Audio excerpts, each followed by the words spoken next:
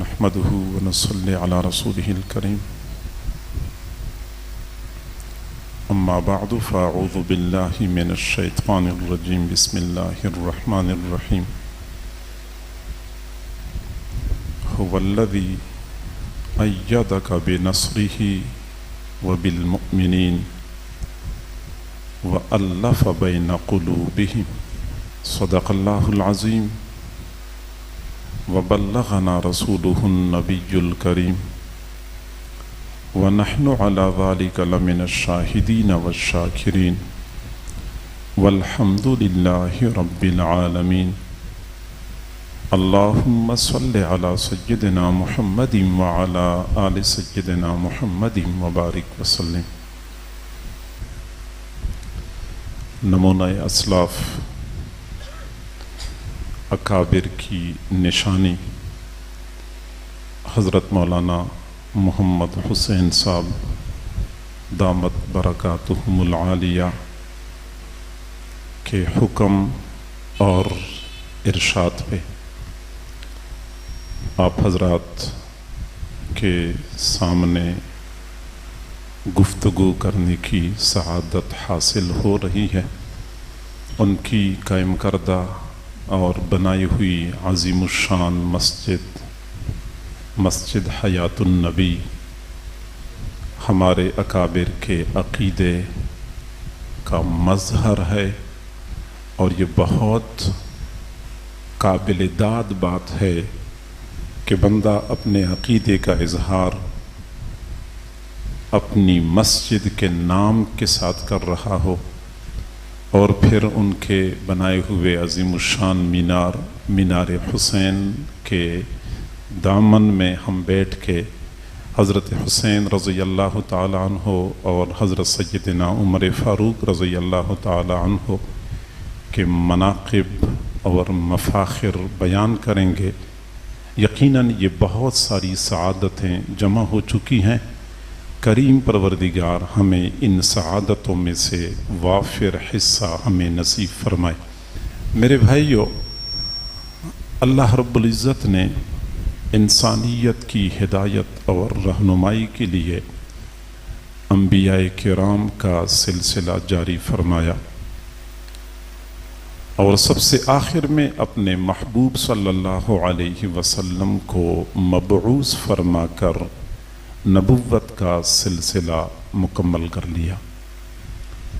حضور صلی اللہ علیہ وسلم کی نبوت چونکہ صبح قیامت تک کے لیے ہے، اس لیے قیامت تک انسانیت آپ صلی اللہ علیہ وسلم کے فیض سے فیضیاب ہوتی رہے گی.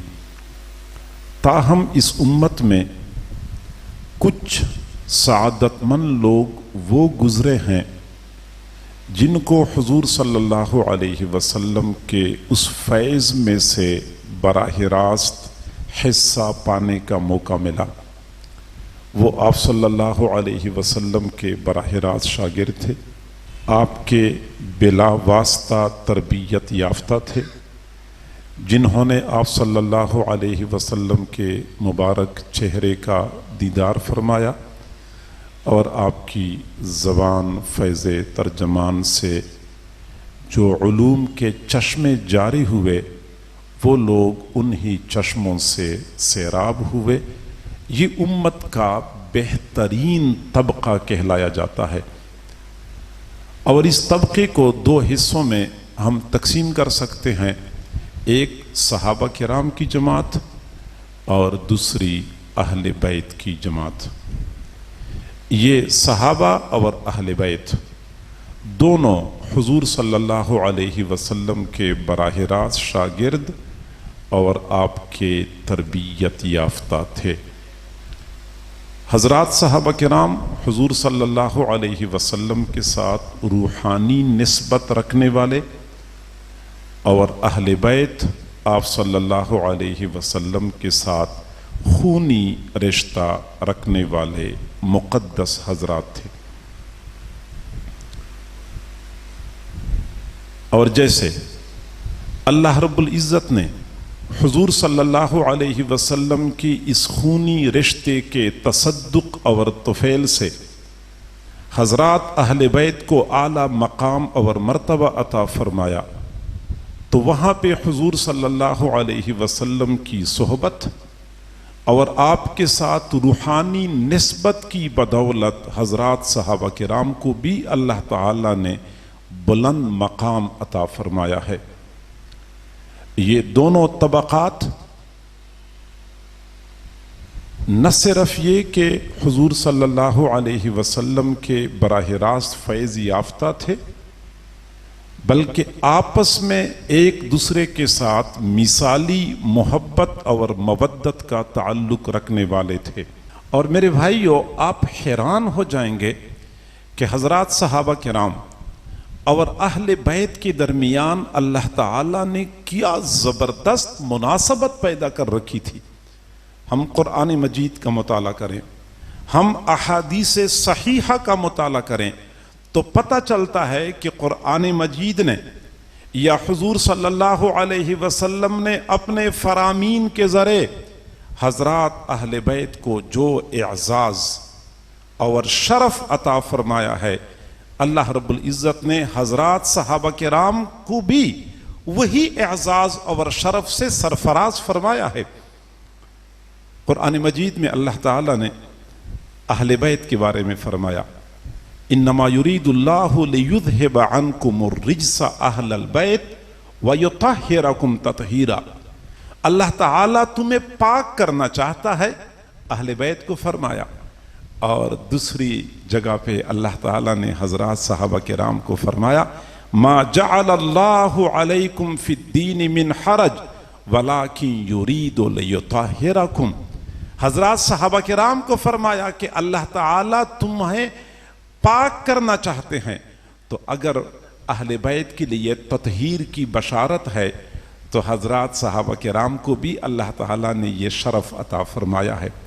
حضور صلی اللہ علیہ وسلم نے فرمایا، ترکت فیکم امرین لن تضلوا ما دمتم متمسکین بہما کتاب اللہ وعطرتی۔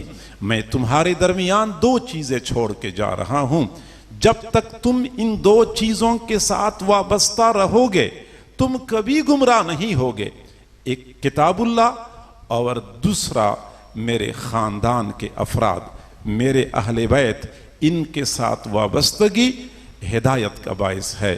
اور حضرات صحابہ کرام کے بارے میں حضور صلی اللہ علیہ وسلم نے فرمایا، اصحابی کالنجوم فبأیہم اقتدیتم اہتدیتم۔ میرے صحابہ ستاروں کی مانند ہیں، تم ان میں سے جس کی اقتداء کرو گے ہدایت پا جاؤ گے۔ اہل بیت کے ساتھ وابستگی ہدایت کا باعث، ضلال اور گمراہی سے حفاظت کا ذریعہ ہے، تو حضرات صحابہ کرام کا دامن تھامنا بھی بندے کو منزل پہ پہنچا دیتا ہے۔ اہل بیت کے بارے میں حضور صلی اللہ علیہ وسلم نے فرمایا، حضرت حسن حضرت حسین کے بارے میں، سیدہ شباب اہل الجنہ، اہل الجنت کے جوانوں کے سردار ہیں۔ اور صحابہ کرام میں سے حضرت ابو بکر اور حضرت عمر رضی اللہ تعالی عنہما کے بارے میں فرمایا، سیدہ کہول اہل الجنہ، اہل الجنت میں جو پکی عمر کے لوگ ہوں گے ان کے سردار حضرت ابو بکر صدیق اور حضرت عمر ہوں گے۔ اگر حضرت حسین اور حضرت حسن دونوں کو جنت کے ایک خاص طبقے کی سیادت ملی ہے، تو حضرت ابو بکر اور حضرت عمر کو بھی جنت کے ایک خاص طبقے کی سیادت رسول اللہ کی زبان سے ملی ہے۔ اور حضرات حسنین کریمین کے بارے میں اللہ تعالیٰ نے حضور صلی اللہ علیہ وسلم نے فرمایا، من احبہما فقد احبانی۔ جو بندہ حضرات حسنین کریمین سے محبت کرتا ہے حقیقت میں وہ مجھ سے محبت کرتا ہے، اس لیے حسنین کریمین سے محبت کرتا ہے۔ اور حضرات صحابہ کرام کے بارے میں رسول اللہ نے فرمایا، فمن احبہم فبحبی احبہم۔ جو صحابہ سے محبت کرتا ہے حقیقت میں مجھ سے محبت کرنے کی وجہ سے وہ صحابہ سے محبت کرتا ہے۔ حضرت حسین رضی اللہ تعالی عنہ کے بارے میں ابھی مولانا فرما رہے تھے، الحسین منی وانا من حسین۔ یہ عرب معاشرے میں کسی کے ساتھ زبردست تعلق ثابت کرنے کے لیے بتایا جاتا تھا کہ وہ مجھ سے ہیں اور میں ان سے ہوں. الحسین منی وانا من حسین. اور صحابہ کرام میں سے حضور صلی اللہ علیہ وسلم نے حضرت سلمان فارسی رضی اللہ عنہ کے بارے میں فرمایا السلمان منا اہل البیت، سلمان تو ہم میں سے ہے.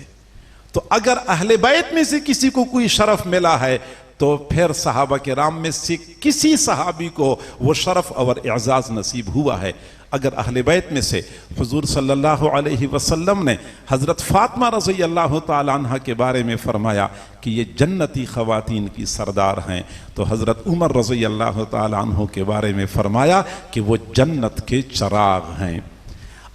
حضور صلی اللہ علیہ وسلم نے اپنے خاندان میں سے حضرت علی رضی اللہ عنہ کو فرمایا اسد اللہ، یہ اللہ کے شیر ہیں. اور صحابہ کرام میں سے حضرت خالد بن ولید کو فرمایا سیف اللہ، کہ وہ اللہ کی تلوار ہیں. جو اعزاز اور شرف اہل بیت میں سے کسی کو ملا ہے تو اسی اعزاز اور شرف کے ایک جھلک آپ کو کسی نہ کسی صحابی کے اندر نظر آئے گی. میرے محبوب صلی اللہ علیہ وسلم نے اہل بیت اور صحابہ کرام کے درمیان توازن کو قائم کر رکھا تھا، دونوں کو برابر کے اعزازات اور شرف بخشا تھا. ایک طرف تو اللہ تعالی نے حضور صلی اللہ علیہ وسلم نے حضرت علی رضی اللہ تعالیٰ عنہ کو خیبر، غزوہ خیبر کی صبح کو جھنڈا پکڑا دیا کہ یہ جھنڈا لے لو، آپ آگے بڑھیں اور اللہ کی تائید آپ کے ساتھ آپ خیبر کو فتح کریں گے. اگر حضرت علی کو یہ شرف اور اعزاز حاصل ہے تو غزوہ احد میں حضور صلی اللہ علیہ وسلم حضرت سعد بن ابی وقاص رضی اللہ تعالیٰ عنہ کو اپنے ہاتھ سے تیر پی تیر پکڑائے جا رہے تھے اور فرما رہے تھے ارم یا سعد فداک ابی و امی، سعد تیر مارو، تجھ پر میرا باپ اور میری ماں قربان ہو. حضرت سعد بن ابی وقاص وہ صحابی ہیں جو صرف اور صرف یہ شرف رکھتے ہیں، جن صرف اور صرف ان کو یہ شرف حاصل ہے کہ رسول اللہ نے فرمایا کہ آپ پر میرا باپ اور میری ماں قربان ہو. حضرت ابو دجانہ رضی اللہ تعالی عنہ کو حضور صلی اللہ علیہ وسلم نے غزوہ احد میں اپنی تلوار پکڑائی تھی. فرمایا ابو دجانہ یہ تلوار لے رو اور کافروں پہ حملہ کرو، آپ وہ واحد شخص ہیں کہ میری اس تلوار کا حق ادا کر سکتے ہیں.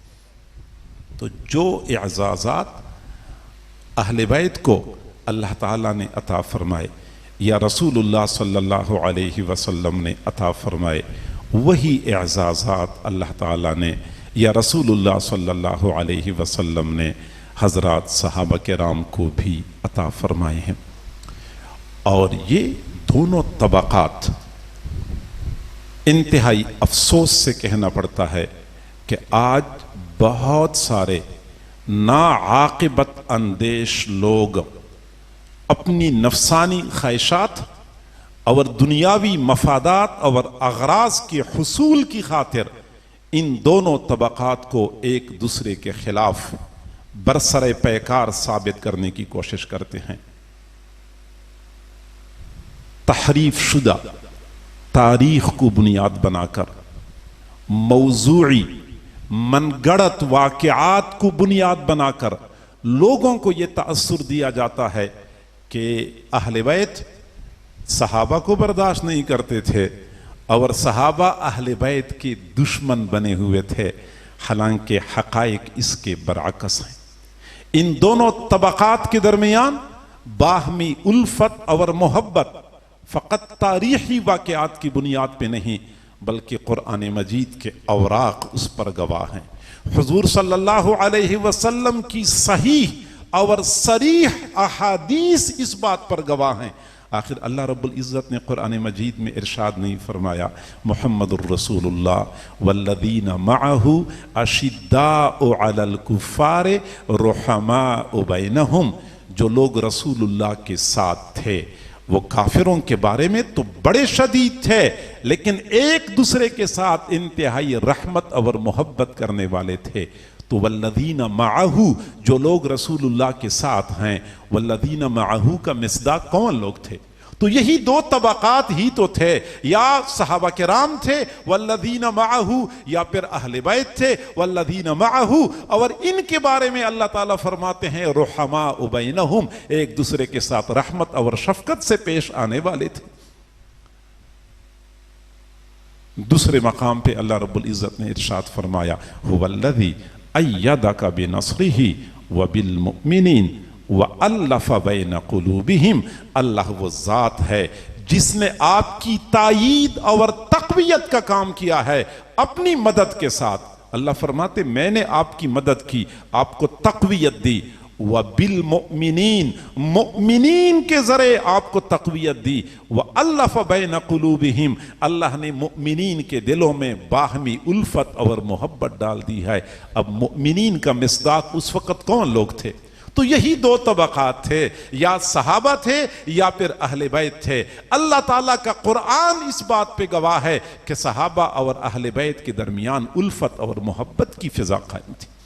انما المؤمنون اخوۃ، قرآن کہتا ہے مؤمنین بھائی بھائی ہیں۔ اس وقت مؤمنین کون تھے؟ یہی دو طبقات ہی تو تھے۔ اب قرآن تو یہ کہے کہ صحابہ اور اہل بیت بھائی بھائی، صحابہ اور اہل بیت کے درمیان الفت اور محبت کی فضا، قرآن تو یہ کہے صحابہ اور اہل بیت آپس میں رحمت اور محبت کرنے والے، اور ہم مسخ شدہ تاریخی واقعات کو بنیاد بنا کے اہل بیت اور صحابہ کو ایک دوسرے کے خلاف کھڑا کرنے کی کوشش کرتے ہیں۔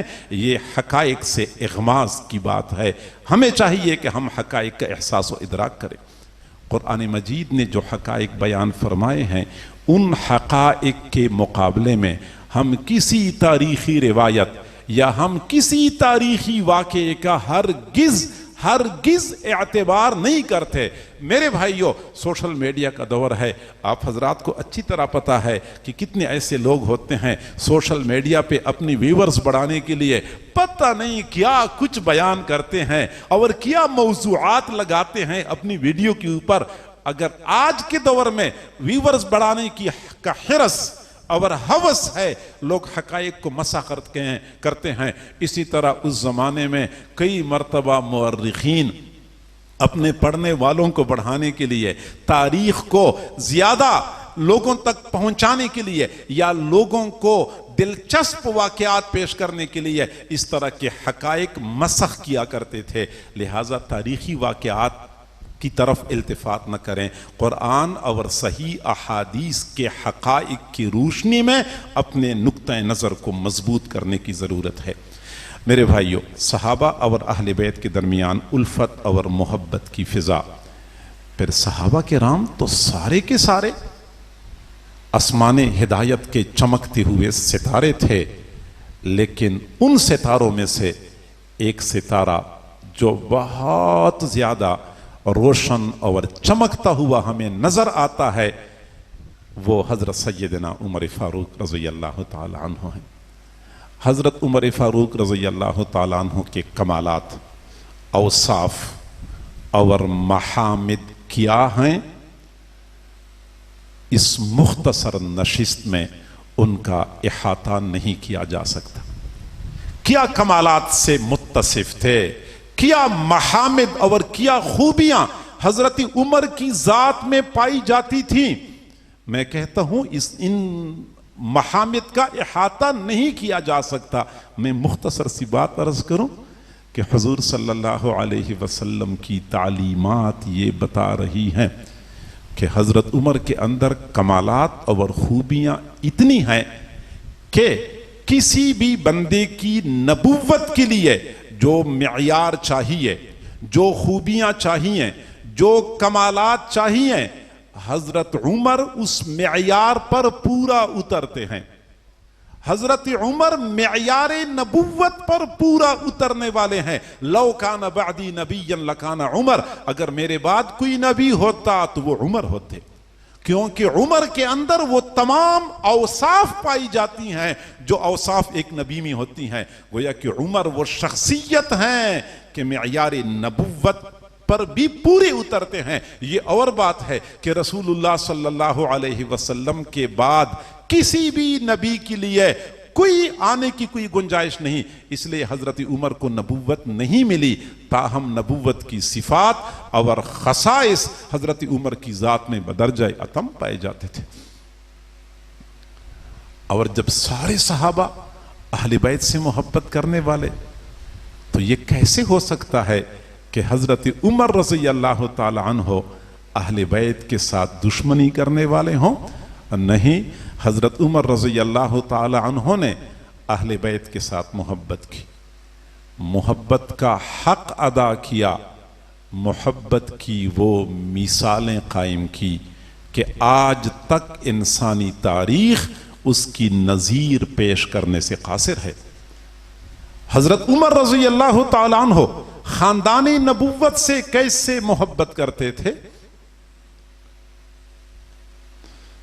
حضور صلی اللہ علیہ وسلم کے چچا حضرت عباس رضی اللہ تعالی عنہ تھے۔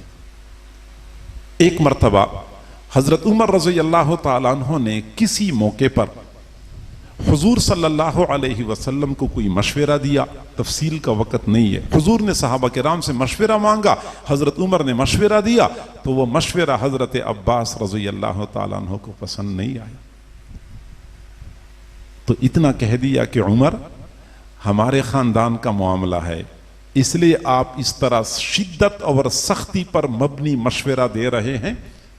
حضرت عمر رضی اللہ تعالیٰ عنہ نے فرمایا مہلن یا عمر، مہلن یا عمر، مہلن یا عباس، عباس بس کرو، عباس بس کریں، فوالذی ارسل نبیہ بالحق، قسم ہے اس پروردگار کی جس نے اپنے نبی کو حق کے ساتھ مبعوث فرمایا، لا اسلام کا احب الی من اسلام خطاب لو اسلم، آپ کا مسلمان ہونا مجھے زیادہ پسند ہے اس سے کہ میرا والد خطاب مسلمان ہو جاتا، لأنی اعلم ان اسلام کا احب الی رسول اللہ صلی اللہ علیہ وسلم من اسلام خطاب، کیونکہ مجھے پتا ہے کہ آپ کے اسلام لانے سے رسول اللہ کو زیادہ خوشی ہوئی ہے بنسبت اس کے کہ خطاب کے اسلام لانے سے رسول اللہ کو خوشی ہوتی، یعنی میں تو رسول اللہ کی خوشی کو دیکھتا ہوں، آپ کا اسلام لانا مجھے اپنے والد خطاب کے اسلام لانے سے زیادہ خوشی کا باعث بنا۔ اور حضور صلی اللہ علیہ وسلم کی وفات کے بعد حضرت عمر رضی اللہ تعالی عنہ کئی مرتبہ حضرات صحابہ کرام کی موجودگی میں جب اللہ سے بارش مانگا کرتے تھے تو باقاعدہ دعا مانگتے تھے، اور دعا مانگتے ہوئے کہا کرتے تھے انی اتوسل الیک بعم نبیک، اے اللہ میں آپ کو آپ کے نبی کے چچا کے وسیلے سے سوال کرتا ہوں کہ ہم پر بارش نازل فرما دیجیے۔ یہ بخاری شریف کی روایت ہے۔ حضرت عمر رضی اللہ تعالی عنہ کے دل میں اگر اہل بیت کے لیے ادنا درجے کی کوئی ناراضگی ہوتی، خاندانی نبوت کے لیے ادنا درجے کی کوئی تنقیص کا جذبہ ہوتا، تو وہ حضور صلی اللہ علیہ وسلم کے چچا حضرت عباس کے وسیلے سے اللہ سے بارش کی دعا مانگتے۔ معلوم ہوتا ہے کہ حضرت عمر فقط ظاہری محبت کرنے والے نہیں بلکہ ان کے دل میں خاندان نبوت کے افراد کا مقام اور مرتبہ تھا، اس لیے تو اللہ سے بارش مانگتے ہوئے رسول اللہ صلی اللہ علیہ وسلم کے چچا حضرت عباس کا وسیلہ دے کر دعا مانگتے تھے۔ حضور صلی اللہ علیہ وسلم کے خاندان سے محبت کرنے والے حضرت عمر رضی اللہ تعالی عنہ اپنے دور خلافت میں جمعے کی نماز کے لیے تیاری کر کے صاف ستھرے کپڑے پہن کے مسجد نبوی کی طرف تشریف لے جا رہے تھے۔ راستے میں حضرت عباس رضی اللہ تعالیٰ عنہ کا گھر تھا، اور اس کمرے کا پرنالہ راستے کی طرف بنا ہوا تھا، تو حضرت عمر رضی اللہ تعالیٰ عنہ جب پرنالے کے نیچے سے گزر رہے تھے تو اوپر کمرے کی چھت پر کسی نے مرغی ذبح کر لی، مرغی کا خون نیچے کو ٹپکا پرنالے سے اور حضرت عمر رضی اللہ عنہ کے کپڑوں کو لگا۔ ان کو اس بات کا افسوس ہوا کہ آج تم میرے کپڑے خراب ہوئے ہیں، اور پتہ نہیں یہاں سے گزرنے والے کتنے لوگوں کے کپڑے خراب ہوتے ہوں گے۔ حضرت عمر چونکہ خلیفہ تھے تو رعایا کا تحفظ خلیفہ وقت کا فرض ہوتا ہے۔ آپ خود تو تشریف لے گئے اور آپ نے کپڑے بدل لیے یا کپڑے دھو کے صاف کر لیے، دوبارہ آئے، لیکن حکم یہ جاری کر دیا کہ یہ پرنالہ اتار دیا جائے۔ یہ تو لوگوں کے لیے ایذا اور تکلیف کا ذریعہ ہے۔ پرنالہ اتار دیا گیا۔ جمعے کی نماز کے بعد حضرت عباس رضی اللہ تعالیٰ عنہ نے فرمایا کہ امیر المؤمنین، پرنالہ اتارنے کا حکم آپ نے دیا ہے؟ جی ہاں میں نے دیا ہے، آنے جانے والے لوگوں کو تکلیف پہنچتی ہے، اور لوگوں کو تکلیف سے بچانا خلیفہ وقت کی ذمہ داری ہوتی ہے، اس لیے میں نے یہ پرنالہ اتارنے کا حکم دیا۔ حضرت عباس نے فرمایا کہ امیر المؤمنین، آپ کو پتہ ہے کہ یہ پرنالہ لگایا کس نے تھا؟ مجھے تو نہیں معلوم۔ یہ پرنالہ حضور صلی اللہ علیہ وسلم نے اپنے مبارک ہاتھوں سے لگایا تھا۔ حضرت عمر رضی اللہ تعالیٰ عنہ کانپ اٹھے۔ رسول اللہ صلی اللہ علیہ وسلم نے پرنالہ لگایا اور میں نے اس کو اتارنے کا حکم دیا۔ فرمایا عباس، پرنالہ میں خود لگاؤں گا۔ حضرت عباس نے فرمایا نہیں امیر المؤمنین، میں آپ کو یہ تکلیف نہیں دینا چاہتا، ہاں آپ مجھے اجازت دے دیں کہ میں دوبارہ پرنالہ لگا لوں۔ حضرت عمر نے بخوشی خوشی اجازت دے دی کہ بے شک آپ پرنالہ لگا لیں، لیکن حضرت عباس جب پرنالہ لگانا چاہ رہے تھے، کمرہ کی چھت اونچی تھی، حضرت عباس کا ہاتھ اوپر نہیں پہنچ رہا تھا۔ حضرت عمر رضی اللہ تعالیٰ عنہ نے فرمایا میں نیچے کھڑا ہو جاتا ہوں، آپ میری اوپر کھڑے ہو جائیں اور آرام اور تسلی سے پرنالہ لگا لیں۔ تاریخ اس بات پہ گواہ ہے کہ 22 لاکھ مربع میل سرزمین پہ حکومت کرنے والے امیر المؤمنین رکوع کی حالت میں کھڑے ہیں، اور حضرت عباس رضی اللہ تعالیٰ عنہ پشت پہ کھڑے ہو کر پرنالہ نصب کر رہے ہیں۔ یا ایسی شخصیات کے بارے میں کہا جا سکتا ہے کہ ان کا اہل بیت کے ساتھ تعلق صحیح نہیں تھا، اہل بیت کے حقوق کو غصب کرنے والے تھے، اہل بیت کے ساتھ ظلم اور زیادتی کرنے والے تھے۔ میں کہتا ہوں جو بندہ یہ عقیدہ رکھتا ہے وہ حقیقت میں ایسی قدسی شخصیات پر ظلم کرنے والا ہوتا ہے۔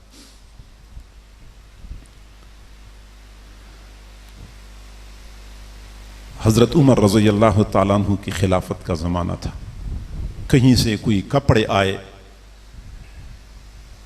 بیت المال میں، حضرت عمر رضی اللہ تعالیٰ عنہ نے صحابہ کرام کے بچوں میں وہ کپڑے تقسیم کرنے شروع کر دیے۔ اتنے عمدہ کپڑے نہیں تھے کہ بڑوں کے پہننے کے قابل ہوں، بچوں میں تقسیم کرنے شروع کر دیے۔ حضرات حسنین کریمین پہ حضرت عمر کی نظر پڑی، لیکن ان کو وہ کپڑے نہیں دیے، کیونکہ حضرت عمر سمجھ رہے تھے کہ یہ دو کپڑے یہ شہزادوں کے پہننے کے قابل نہیں ہیں۔ فوراً بندہ روانہ کر دیا، یمن سے 2 قیمتی کپڑے منگوا لیے، اور جب کپڑے مدینہ منورہ میں پہنچے، جو حضرات جغرافیہ کو جانتے ہیں ان کو پتہ ہے کہ مدینہ اور یمن میں فاصلہ کتنا ہے، خصوصی طور پہ ایک بندے کو روانہ کیا کہ یمن سے 2 عمدہ کپڑے منگوا لو۔ وہ کپڑے منگوائے گئے اور حضرات حسنین کریمین کو پہنا دیے، اور جب حسنین کریمین کو پہنا دیے پھر حضرت عمر رضی اللہ عنہ نے کیا فرمایا، وہ الفاظ یاد رکھنے کے قابل ہیں۔ فرمایا الآن طابت نفسی، اب میرا دل خوش ہو گیا، اب میرا دل خوش ہو گیا کہ میں نے شہزادوں کو ان کی شان کے مطابق کپڑے پہنا دیے۔ اس قدر اہتمام کہ چھوٹے بچے ہیں ان کے لیے باقاعدہ یمن سے قاصد بھیج کر کپڑے منگوا رہے ہیں، اور آج ہم زماری لمبی کر کے یہ کہہ دیتے ہیں کہ حضرت عمر نے اہل بیت کے ساتھ یہ کیا تھا اور یہ کیا تھا۔ مدائن فتح ہوا، غنیمت کا بہت سارا مال بیت المال میں آیا۔ حضرت عمر رضی اللہ تعالیٰ عنہ نے حسن کو بلایا، 1000 درہم دیے۔ حضرت حسین کو بلایا، 1000 درہم دیے۔ حضرت عمر کے اپنے بیٹے عبداللہ بن عمر آئے، 500 درہم دیے۔ عبداللہ بن عمر نے ایک عجیب بات کی کہ ابا جان، جس وقت حسن اور حسین دونوں چھوٹے بچے تھے، کھیلتے تھے، میں اس وقت حضور صلی اللہ علیہ وسلم کی معیت میں میدان جہاد میں اپنی بہادری کے جوہر دکھا رہا ہوتا تھا، اور یہ بچے اس وقت کھیل رہے ہوتے تھے، گویا کہ خدمات تو میری زیادہ ہیں، تو مجھے زیادہ حصہ ملنا چاہیے تھا۔ آپ نے ان کو 1,000 درہم دیے، مجھے صرف 500 درہم دیے۔ حضرت عمر رضی اللہ تعالیٰ عنہ نے فرمایا کہ عبداللہ، آپ کو نہیں پتا کہ ان دونوں شہزادوں کے والد علی ہیں، والدہ فاطمہ ہیں، نانا محمد الرسول اللہ ہیں، نانی حضرت خدیجہ رضی اللہ تعالی عنہا ہیں، خالہ حضرت زینب، حضرت رقیہ، حضرت کلثوم ہیں، اور چچا حضرت جعفر طیار ہیں، ماموں محمد ابراہیم بن رسول اللہ صلی اللہ علیہ وسلم ہیں۔ تو کیا آپ ان کے ساتھ برابری کا دعویٰ کرتے ہیں؟ اگر آپ کو یہ شرف اور فضیلت حاصل ہوتی تو میں آپ کو بھی ان کے برابر کا حصہ دے دیتا۔ معلوم ہوتا ہے کہ حضرت عمر رضی اللہ تعالی عنہ فقط نسبت کے قدردان نہیں تھے بلکہ نسب کے بھی قدردان تھے۔ میرے بھائیو، ہمارا یہ دعویٰ ہے کہ ہم نسب کی قدر کرتے ہیں تو نسبت کی بھی قدر کرتے ہیں۔ جیسے مجھ سے پہلے مولانا فرما رہے تھے کہ ناسبی ہیں اور خارجی ہیں، بعض لوگ نسبت کی ناقدری کرتے ہیں، بعض لوگ نسب کی ناقدری کرتے ہیں۔ صحابہ کرام صاحب نسبت تھے، اہل بیت صاحب نسب تھے۔ ہم صاحب نسبت کی بھی قدر کرتے ہیں، ہم صاحب نسب کی بھی قدر کرتے ہیں۔ چنانچہ حضرت عمر رضی اللہ تعالیٰ عنہ نے اگر حضرات حسنین کریمین کو زیادہ حصہ دیا تو یہ نہیں بتایا کہ یہ دونوں ذہین بہت ہیں، یہ دونوں خوبصورت بہت ہیں، یہ مجھے پیارے بہت ہیں۔ نہیں، ان کے خاندانی شرف کا تذکرہ کیا، ان کے نسب کا تذکرہ کیا کہ یہ کون ہیں؟ والد علی، والدہ فاطمہ، نانا محمد الرسول اللہ، نانی حضرت خدیجہ، خالہ رقیہ، زینب، کلثوم، ماموں ابراہیم بن محمد الرسول اللہ، اور چچا حضرت جعفر طیار۔ حضرت عمر رضی اللہ تعالی عنہ نے ان کے خاندانی شرف اور فضیلت کا تذکرہ فرمایا، گویا کہ وہ نسبت کے قدردان تھے تو نسب کی بھی قدردان تھے۔ اور جیسے یہ مدائن فتح ہوا تو مدائن میں بہت سارے قیدی مسلمانوں کے ہاتھ آئے، مرد بھی تھے، عورتیں بھی تھیں۔ اس وقت جو مرد گرفتار ہوتے تھے ان کو غلام بنا دیا جاتا تھا، جو عورتیں گرفتار ہوتی تھی تو ان کو باندی بنا دیا جاتا تھا۔ تو وہ جو غلام تھے اور باندیاں تھیں وہ سپہ سالار نے حضرت عمر رضی اللہ عنہ کے پاس مدینہ منورہ میں بھیج دیے۔ ان باندیوں میں سے ایک باندی تھی جو یزدجرد جو سردار تھا مدائن کا، اس سردار کی بیٹی تھی، اور جیسے وہ سردار کی بیٹی تھی، مرتبے کے اعتبار سے سب سے بلند و بالا تھی، تو حسن اور جمال میں بے مثل اور بے مثال تھی۔ کتابوں میں لکھا ہوا ہے کہ جب قیدی آ رہے تھے اور ان قیدیوں میں وہ باندی بھی تھی جو یزدجرد سردار کی بیٹی تھی، اتنی خوبصورت تھی کہ مدینہ کی خواتین اپنے گھروں کی چھتوں پہ چڑھ کر اس کے حسن اور جمال کے تماشے دیکھ رہی تھی، اتنی وہ خوبصورت تھی۔ اور جب حضرت عمر رضی اللہ تعالیٰ عنہ کے دربار میں سارے قیدی پیش کیے گئے، حضرت عمر رضی اللہ تعالیٰ عنہ نے صحابہ کرام کے درمیان قیدی تقسیم کرنے شروع کر دیے، باندیاں تقسیم کرنے شروع کر دی۔ اور جب یزدجرد کی اس بیٹی کو کسی کے حوالے کرنا تھا تو حضرت عمر رضی اللہ تعالیٰ عنہ کی نگاہیں کسی شہزادے کو تلاش کر رہی تھیں کہ یہ شہزادی ہے، یہ سردار کی بیٹی ہے، کسی شہزادے کے ساتھ سجے گی، کسی شہزادے کے گھر میں اچھی لگی، تو لہٰذا دربار میں دائیں بائیں کسی شہزادے کو تلاش کر رہے تھے۔ حضرت حسین رضی اللہ تعالیٰ عنہ پہ نظر پڑی، یزدجرد کی وہ بیٹی حضرت حسین کو دی کہ یہ آپ کی ہو گئی۔ حضرت حسین کو وہ باندی مل گئی۔ حضرت علی رضی اللہ تعالیٰ عنہ بھی دیکھ رہے تھے، خوش ہو رہے تھے، اور پھر حضرت علی رضی اللہ تعالیٰ عنہ نے اپنے بیٹے کو فرمایا کہ بیٹا، اس باندی سے اللہ تعالیٰ آپ کو ایک بیٹا عطا کرے گا جو وقت کا بہترین شخص ہوگا، اسی باندی سے حضرت حسین کو اللہ نے ایک بیٹا عطا کیا جس کو آج ہم علی بن الحسین اور امام زین العابدین کے نام سے جانتے ہیں۔ یہ وہی امام زین العابدین ہیں۔ حضرت عمر رضی اللہ تعالی عنہ کی خلافت کے زمانے میں جہاد ہوا، وہ شرعی جہاد تھا، اس لیے اس جہاد کے نتیجے میں جو خواتین گرفتار ہو گئیں وہ شرعی باندیاں کہلائی جاتی ہیں، اور اسی شرعی باندی سے حضرت امام زین العابدین رحمہ اللہ کی ولادت ہوئی تھی۔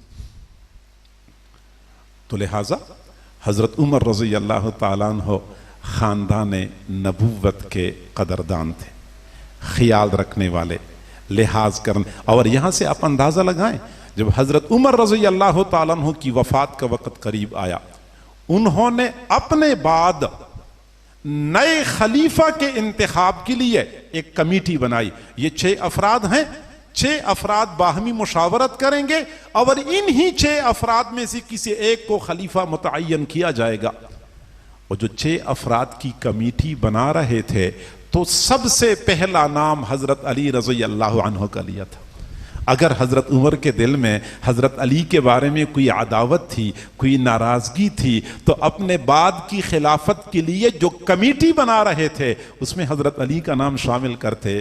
آج تو وزیر اعظم کو اگر کسی فوجی جرنیل سے اختلاف ہے تو اس کو چیف آف آرمی سٹاف نہیں بنانے دیتے، بلکہ کسی طریقے سے رکاوٹ کھڑی کر دیتے ہیں۔ کسی جج سے اختلاف ہے، اس جج کو ترقی نہیں دینے دیتے، کیونکہ اس کو پتہ ہوتا ہے کہ یہ بعد میں مسائل کھڑے کر دے گا۔ حضرت عمر رضی اللہ تعالیٰ عنہ نے اگر حضرت علی کا نام خلافت کی کمیٹی میں سب سے پہلے شامل کیا تھا، معلوم ہوتا ہے کہ حضرت عمر خاندان نبوت کے ساتھ بغض رکھنے والے نہیں تھے، بلکہ محبت اور عقیدت رکھنے والے تھے۔ اور یہ محبت کا تعلق یک طرفہ نہیں تھا بلکہ 2 طرفہ تھا۔ 2 طرفہ کا معنی یہ ہے کہ اگر حضرت عمر کو اہل بیت سے محبت تھی تو اہل بیت حضرت عمر سے محبت کرنے والے۔ ایسی محبت مثالی محبت۔ میرے بھائیو توجہ سے بات سنیے، حضرت ابوبکر صدیق رضی اللہ تعالیٰ عنہ نے اپنی وفات سے قبل نئے خلیفہ کا فیصلہ خود کرنا تھا کہ میرے بعد کون خلیفہ ہوگا۔ فیصلہ خود کرنا تھا، لیکن اپنی حیات مبارکہ میں باقی صحابہ کرام کو بھی اپنے ساتھ متفق کرنا تھا۔ حضرت عثمان کو بلایا، عثمان میرے ہاتھ میں یہ کاغذ ہے، اس کاغذ میں نے اپنے بعد والے خلیفہ کا نام لکھا ہوا ہے۔ عثمان آپ کو بھی پتہ نہیں ہے اور میرے علاوہ، میرے اللہ کے علاوہ کسی کو پتہ نہیں ہے۔ صحابہ کرام کو جمع کر دو اور صحابہ کرام سے اس بات کا عہد لے لو کہ حضرت ابوبکر نے یہ نام منتخب کیا ہے اپنے بعد کی خلافت کے لیے، اور سارے صحابہ اس پر متفق ہو جائے۔ حضرت عثمان رضی اللہ تعالیٰ عنہ نے صحابہ کرام کو اکٹھا کر لیا۔ حضرت عمر رضی اللہ، حضرت ابوبکر صدیق ایسے کمرے کے اندر سے دیکھ رہے تھے۔ حضرت عثمان نے صحابہ کو اکٹھا کر لیا، آواز لگا رہے تھے کہ صحابہ کی جماعت۔ حضرت ابوبکر صدیق نے جو ہمارے خلیفہ ہیں، انہوں نے اپنے بعد والے خلیفہ کے لیے یہ نام متعین کیا ہے، کاغذ کے اندر بند ہے، مجھے بھی نہیں پتا کہ یہ کس کا نام ہے۔ اگر حضرت ابوبکر صدیق نے کسی کا انتخاب کیا ہے تو آپ تمام حضرات اتفاق کریں گے، آپ تمام حضرات حضرت ابوبکر صدیق کے انتخاب کی تائید کریں گے۔ سارے صحابہ نے کہا کہ ہم تائید کریں گے، لیکن مجمع میں ایک شخص تھا جو کھڑا ہو گیا کہ نہیں، ہم اس طرح بند آنکھوں سے تائید نہیں کر سکتے، ہم صرف ایک شخص کو خلیفہ تسلیم کریں گے، لا نرضى الا بعمر، عمر کے علاوہ ہم کسی اور خلیفہ کو نہیں مانتے۔ یہ شخص تھا جس کو آج ہم حضرت علی کے نام سے جانتے ہیں۔ حضرت علی رضی اللہ تعالیٰ عنہ نے اس بند کاغذ کو دیکھا اور یہ کہہ دیا کہ عمر کے علاوہ ہم کسی اور کے بارے میں راضی نہیں ہوں گے۔ 2 باتیں سمجھ میں آتی ہیں، ایک تو یہ کہ جس شخص کا انتخاب حضرت ابوبکر صدیق نے کیا تھا اسی شخص کا انتخاب حضرت علی رضی اللہ تعالیٰ عنہ نے بھی کیا تھا۔ معلوم ہوتا ہے کہ ان حضرات کی ذہنیت میں، ان کی سوچ میں، ان کے نقطۂ نظر میں किस कदर यगांगत थी, किस कदर यकसानियत थी। अगर हजरत अबू बकर समझ रहे थे कि मेरे बाद खिलाफत के हकदार हजरत उमर हैं, तो हजरत अली भी समझ रहे थे कि मेरे बाद हजरत अबू बकर के बाद खिलाफत के हकदार हजरत उमर हैं। एक तो ये बात समझ में आती है। दूसरी बात ये समझ में आती है कि हजरत अली रज़ी अल्लाह ताला अन्हु भी हजरत उमर के ऊपर कैसे एतमाद करने वाले थे। फरमाया ला नरदा इल्ला बि उमर, उमर के अलावा हम किसी और की खिलाफत पे राजी नहीं होंगे। मदीना मुनव्वरा में रात के वक्त निकले, देखा रमजानुल मुबारक का महीना है, मस्जिद नबवी में चराग जल रहे हैं, तरावी की जमात हो रही है। हजरत अली ने देखा, देखते ही फरमाया अल्लाहुम्मा नव्विर अला उमर कब्रहू कमा नव्वरा मसाजिदना, ऐ अल्लाह हजरत उमर की कब्र को ऐसा मुनव्वर कर दे जैसा कि हजरत उमर ने हमारी मस्जिदों को मुनव्वर कर दिया है। वो तो वफात के बाद खुलेआम हजरत उमर के लिए दुआएं मांग रहे हैं, और हम ये बुअद और ये दूरी और अदावत साबित करने की कोशिश करते हैं। इब्न असाकिर में लिखा हुआ है कि जब हजरत उमर रज़ी अल्लाह ताला अन्हु जख्मी थे और नजर आ रहा था कि जख्म बहुत ज्यादा खतरनाक है और अमीरुल मोमिनीन का बचना मुश्किल नहीं बल्कि नामुमकिन है, हजरत अली रज़ी अल्लाह ताला अन्हु मस्जिद नबवी में मिंबर के पास सहाबा किराम के दरमियान बैठे हुए थे, बड़े गमगीन और अफसुर्दा थे, और हजरत सहाबा किराम को फरमा रहे थे कि काश कि मैं अपनी जिंदगी हजरत उमर को दे सकता, तो आज मैं हजरत उमर को अपनी जिंदगी दे देता ताकि उनकी जिंदगी तवील हो जाती। वो तो अपनी जिंदगी देने के लिए तैयार हैं, वो तो अपनी उम्र देने के लिए तैयार हैं। हजरत अबू बकर, हजरत अली रज़ी अल्लाह ताला अन्हु एक चादर ओढ़े रखते थे। उनके हालात जिंदगी में लिखा है कि कभी नहीं बदलते थे। जब मैली हो जाती थी घर जाते थे, धो लेते थे, फिर दोबारा वही चादर ओढ़ते थे, कोई और चादर नहीं ओढ़ते थे, वही चादर हर वक्त इस्तेमाल करते थे। एक दिन किसी ने पूछ लिया कि आप इस चादर को बदलते ही नहीं है, हर वक्त यही चादर ओढ़े रखते हैं। हजरत अली रज़ी अल्लाह ताला अन्हु के अल्फाज याद रखने के काबिल हैं। फरमाया इन्नहु कसानी हादा खलीली व सफियी व हबीबी व खासती उमर, मुझे ये चादर पहनाई है मेरे करीबी दोस्त ने, मेरे सबसे मुखलिस दोस्त ने, मेरे चुने हुए दोस्त ने, मेरे हबीब ने जो उमर हैं। उमर ने मुझे ये चादर पहनाई है, इसलिए मैं ये चादर नहीं छोड़ता। लेकिन उमर के लिए अल्फाज क्या बोले हैं हजरत उलमाए किराम जानते हैं। ये वो अल्फाज हैं, उर्दू में इनका तर्जुमा बंदा कर भी ले फिर भी हक अदा नहीं हो सकता। अरबी जानने वाले लोग समझते हैं कि हजरत अली ने कैसे कमाल के अल्फाज बोले हैं। इन्नहु कसानी हाजा सफियी व खलीली व हबीबी व खासती उमर, ये मेरे प्यारे दोस्त, सबसे करीबी दोस्त, सबसे दिली और दिल के गहरे दोस्त, चुने हुए दोस्त हजरत उमर ने मुझे ये चादर पहनाई है। तो आप अंदाजा लगाएं कि इन हजरात की जानिब से भी हजरत उमर के साथ अकीदत और मोहब्बत का ताल्लुक था। सही बुखारी शरीफ की रिवायत है, हजरत अब्दुल्ला बिन अब्बास रज़ी अल्लाह ताला अन्हुमा फरमाते हैं हजरत उमर रज़ी अल्लाह ताला अन्हु वफात पा गए। सहाबा किराम उनकी चारपाई के इर्द गिर्द खड़े थे, मैं भी खड़ा था। पीछे से कोई बंदा आया, उसने मेरे कंधे पर अपनी कुहनी रख दी और ऐसे सर उठा के देख भी रहा था और कुछ कह भी रहा था। वो कह रहा था कि अमीरुल मोमिनीन, आपने अपने बाद कोई ऐसा शख्स नहीं छोड़ा जिसके बारे में मेरी तमन्ना हो कि मुझे इस बंदे के आमाल जैसे आमाल नसीब होते। सिर्फ आप वाहिद शख्स हैं जिसके बारे में मेरी हसरत है, मेरी चाहत है कि मेरे आमाल भी आपके आमाल जैसे होते। आपने अपने बाद कोई ऐसा शख्स नहीं छोड़ा।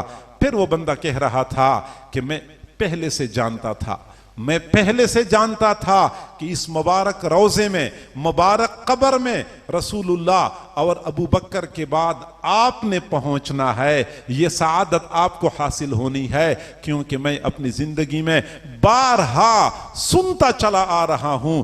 حضور صلی اللہ علیہ وسلم فرمایا کرتے تھے ذہبت انا و ابو بکر و عمر، فعلت انا و ابو بکر و عمر، قلت انا و ابو بکر و عمر، مشیت انا و ابو بکر و عمر۔ میں نے رسول اللہ سے زندگی میں بارہا سنا ہے، جب اپنا تذکرہ کرتے تھے تو اپنے بعد ابو بکر کا تذکرہ کرتے تھے، ابو بکر کے بعد پھر آپ کا تذکرہ کرتے تھے۔ اس لیے مجھے یقین تھا کہ اس مبارک قبر میں ابو بکر کے بعد آپ نے پہنچنا ہے۔ حضرت عبداللہ بن عباس فرماتے ہیں وہ بندہ ان الفاظ کے ساتھ خراج تحسین پیش کر رہا تھا، میں نے پیچھے مڑ کے دیکھا فَإِذَا هُوَ عَلِيُّ بْنُ أَبِي طالب، وہ حضرت علی رضی اللہ تعالیٰ عنہ تھے۔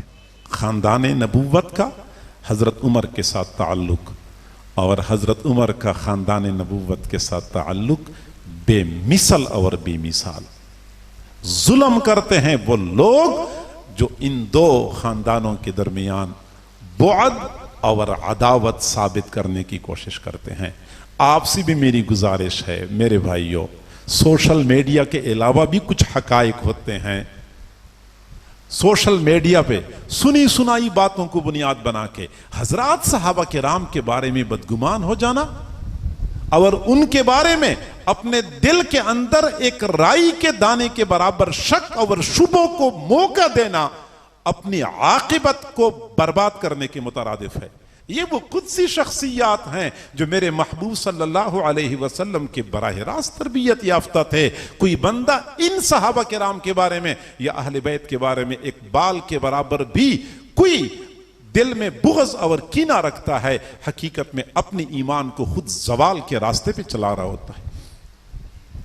حضرت عمر رضی اللہ تعالیٰ عنہ نے حضور صلی اللہ علیہ وسلم سے ایک حدیث سنی تھی، کل نسب وسب ینقطع الا نسبی، قیامت کے دن ساری رشتہ داریاں بیکار ہو جائیں گی، سارے رشتے ناتے بے فائدہ ہو جائیں گے، ہاں جس کی میرے ساتھ کوئی رشتہ داری ہوگی تو وہ رشتہ داری قیامت کے دن کام آئے گی۔ حضرت عمر رضی اللہ تعالیٰ عنہ کی یہ چاہت تھی کہ رسول اللہ کا صحابی ہونا، رسول اللہ کا ساتھی ہونا، خلیفہ ہونا، یہ شرف تو مجھے حاصل ہے، لیکن کاش کہ مجھے رسول اللہ صلی اللہ علیہ وسلم کے ساتھ نسبی تعلق بھی کوئی حاصل ہو جاتا، یہ شرف بھی مجھے حاصل ہو جاتا۔ کوئی اور راستہ نظر نہیں آ رہا تھا۔ حضرت علی رضی اللہ عنہ کو فرمایا علی میرا جی چاہتا ہے کہ رسول اللہ کے خاندان کے ساتھ میرا کوئی ایسا تعلق بن جائے، آپ اگر مجھے اپنی بیٹی کا رشتہ دے دیں تو یہ سعادت مجھے حاصل ہو جائے گی، یہ تمنا میری پوری ہو جائے گی۔ حضرت علی رضی اللہ تعالی عنہ نے کھلے دل سے بغیر کسی تردد کے اپنی بیٹی کا رشتہ حضرت عمر رضی اللہ عنہ کو دے دیا۔ اگر حضرت عمر کے لیے دل میں ایک بال کے برابر بھی کوئی عداوت ہوتی تو اپنی بیٹی کا رشتہ حضرت عمر کو دیتے۔ اگر ان کو کوئی شکوہ شکایت ہوتی کہ حضرت عمر نے ہمارے حقوق پہ ڈاکے ڈالے ہیں، ہمارے حقوق کو غصب کیا ہے، تو اپنے لختی جگر کا رشتہ حضرت عمر کو دیتے۔ معلوم ہوتا ہے کہ حضرت علی رضی اللہ عنہ کی جانب سے بلکہ خاندان نبوت کی جانب سے حضرت عمر رضی اللہ عنہ کے لیے بھی محبت اور مودت کا وہ تعلق تھا جو تعلق حضرت عمر کی جانب سے خاندان نبوت کے لیے تھا۔ لہٰذا میری پوری گفتگو کا خلاصہ یہ ہے کہ رسول اللہ صلی اللہ علیہ وسلم سے براہ راست فیض پانے والے دو طبقات تھے، ایک طبقہ صحابہ کرام کا تھا، دوسرا طبقہ اہل بیت کا تھا۔ صحابہ کرام بھی اللہ کے ہاں بڑے شرف اور اعزاز والے، اہل بیت بھی بڑے شرف اور اعزاز والے، اور میں نے یہ بات سمجھانے کی کوشش کی کہ جو اعزازات قرآن مجید میں اہل بیت کے لیے استعمال ہو چکے ہیں یا جو اعزازات لسان نبوت میں اہل بیت کو عطا کیے ہیں، وہی اعزازات اسی لسان نبوت میں حضرات صحابہ کرام کو بھی عطا کر رکھے ہیں، اور ان دونوں طبقات کے درمیان عداوت نہیں بلکہ محبت کا تعلق تھا. یہ ایک دوسرے کے فریق نہیں تھے بلکہ رفیق تھے, ایک دوسرے کے ساتھ محبت کرنے والے. اور ان کی باہمی محبت اور مودت پر قرآن مجید گواہ ہے. جب قرآن نے ایک چیز پر گواہی دی ہے تو محض تاریخی واقعات کو بنیاد بنا کر قرآنی حقائق سے اغماض کرنا گمراہی کے سوا اور کچھ نہیں ہے. اور پھر میں نے آپ کو یہ بتا دیا کہ پھر ان صحابہ کرام میں سے ایک چمکتا دمکتا ستارہ سیدنا عمر بن الخطاب رضی اللہ تعالی عنہ ہیں. ان کا پھر اہل بیت کے ساتھ محبت کا تعلق, اہل بیت کا ان کے ساتھ محبت کا تعلق, یہ ہم سب کے سامنے کھلی کتاب کی مانند موجود ہے. آپ مطالعہ کریں, احادیث کا مطالعہ کریں, اپنے اکابر علماء کرام کے بیانات سنا کریں, ان کے دروس میں جایا کریں, ان سے رہنمائی حاصل کریں. سنی سنائی باتوں کو بنیاد بنا کر اور محض سوشل میڈیا میں مسخ شدہ حقائق پر اعتماد کر کے اپنی ایمان کو خطے میں نہ ڈالیں. اللہ رب العزت ہمیں سمجھنے اور عمل کرنے کی توفیق عطا فرمائے. وآخر دعوانا ان الحمد للہ رب العالمین.